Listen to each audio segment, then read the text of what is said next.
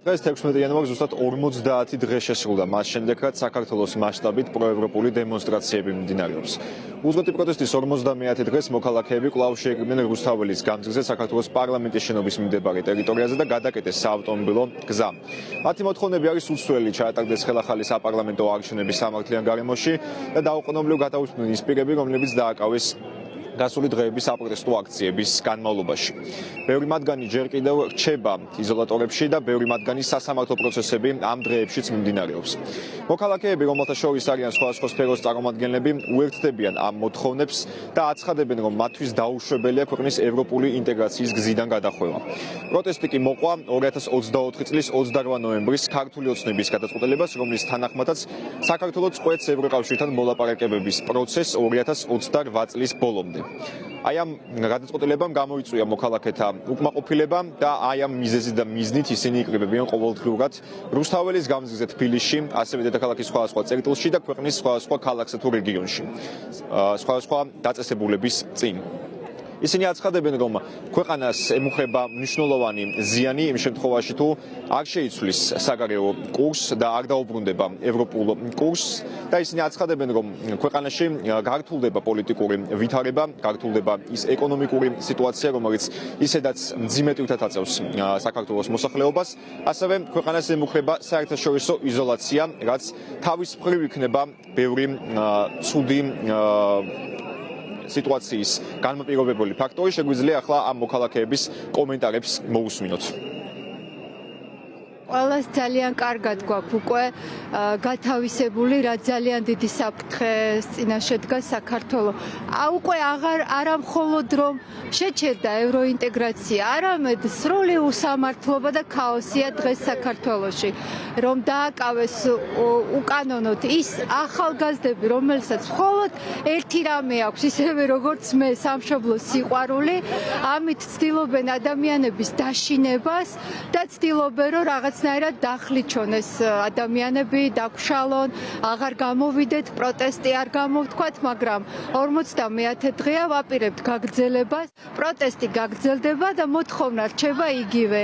დაინიშნოს ახალი არჩევნები, გამოუშვან უკანონო დაპატიმრებულები, რომელსაც სულ ტყუილად აწამებენ და აწვალებენ, ისე საკმარისად აწამეს მათ და ასევე მე მოვითხოვ, თუ სამართალია ამ ქვეყანაში და ის ადამიანები დაისაჯონ, ვინც აი ამ ადამიანების წამებაში მიიღეს მონაწილეობა. დღეს ჩემი შვილიშვილის დაბადების დღეა, მე მინდა მას ვუსურვო თავისუფალ და ევროპულ ქვეყანაში იცხოვროს და სხვა საჩუქარს მე ვერაფერს გავუკეთებ, გარდა იმის, რომ ვიდგე აქ და მე მას ეს საჩუქარი გავუკეთო თავისუფალი საქართველო.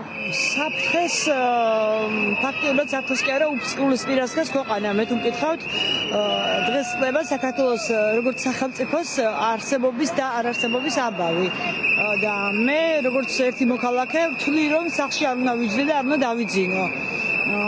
სამწუხაროდ მე 50 დღე არ არის, რაც აქ ავარ, ერთი კვირის წინ ამერიკიდან დავბრუნდი და დაბრუნდი იმისთვის, რომ ჩემი ქვეყნის გადასარჩენად კიდევ გავიბრძოლო და რაღაცნაირად ჩემი წვლილი შევიტანო, იმიტომ რომ ჩემი შვილებისა და ჩემი ქვეყნის მომავლის წინაშე მე დამნაშავედ არ ვიბრძოლ თავი, რომ მე შემიძლია ქვეყნიდან გავიქცე და ვიცხოვრო ამერიკაში, იმიტომ რომ ჩემი ოჯახის წევრებსაც ყველა შეგვიძლია წავიდეთ და ვიყოთ ამერიკაში მოქალაქეების გახდებით, მაგრამ დღეს საქართველოს ისე უჭერს, რომ საკუთარი ოჯახის გადარჩენა ან ფინანსური ან მატერიალური მდგომარეობის ან საკუთარი სახკარის ან საკუთარი შვილების სიცოცხლის ყველაფერს გავწირავ ჩემი სამშობლოს, იმიტომ რომ 88 წლიდან ვარ ქუჩაში საქართველოს დამოუკიდებლობისთვის და ჩემ ნაბრძოლს უბრალოდ ესე ერთი ხელის მოსმის წყალში ვერ ჩავყრი.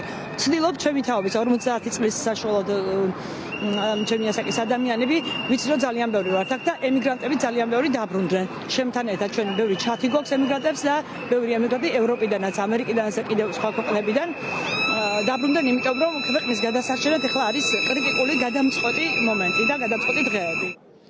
უმუშევრობა, სიღარიბისა და ინფლაციის მაჩვენებლების ზრდა, პოლიტიკური კრიზისის კიდევ უფრო გამწვავება.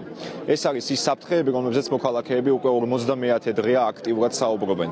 ისინი ყოველდღიურად იკრიბებიან ქალაქის სხვადასხვა წერტილში და საბოლოოდ სხვადასხვა საპროტესტო მარშით მოემართებიან რუსთაველის გამზირისკენ, სადაც იმართება ცენტრალური საპროტესტო აქცია საქართველოს პარლამენტის შენობის მიმდებარე ტერიტორიასთან. გასული დღეების მსგავსად დღესაც გაიმართა საპროტესტო აქციები თბილისის მასშტაბით.